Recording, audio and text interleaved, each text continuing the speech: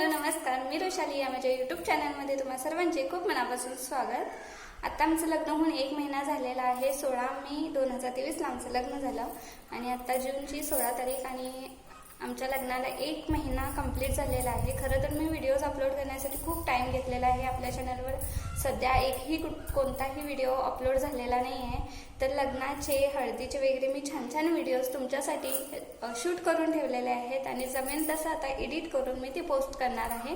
आणि त्यातला हा आपला पहिला व्हिडिओ आजचा मेहंदी फंक्शनचा।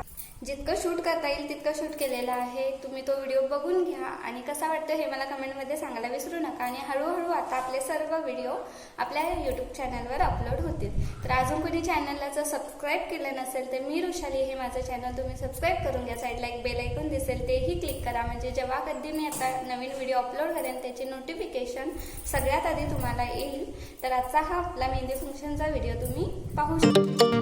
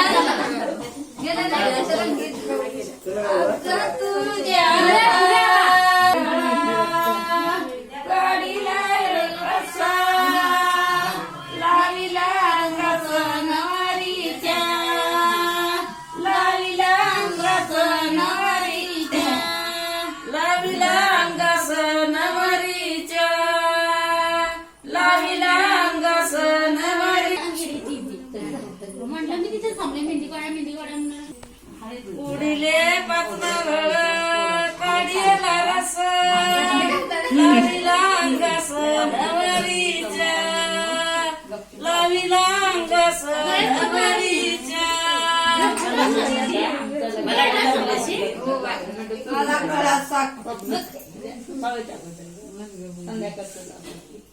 मंगल तुला उडीले पाच नारळ काढलेला रस लाविला अंगास नवरी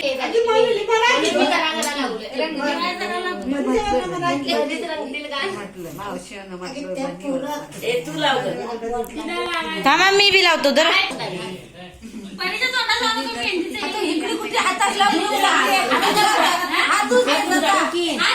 सुरू आहे मी पण लावतो बघा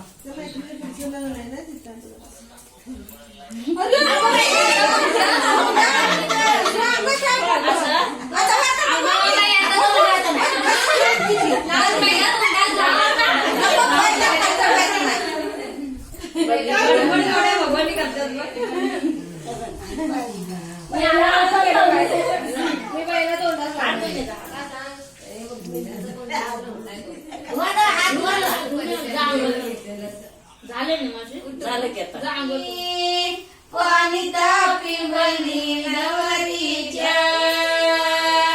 पाणी तापी बनी नवरीच्या तुझं पाणी.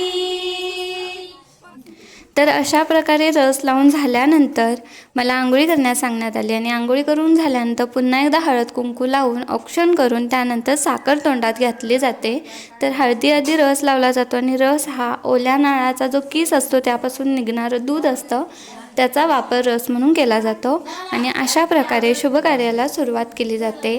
तर हळद आणि रस लावण्याची आपली हिंदू धर्मामध्ये पूर्वीपारपासून चालत आलेली प्रथा आहे आणि हळदीमुळे आणि रसामुळे जी वधूवरांवर असलेली वक्रदृष्टी आहे ती नाहीशी होते, यासाठी हे कार्यक्रम केले जातात.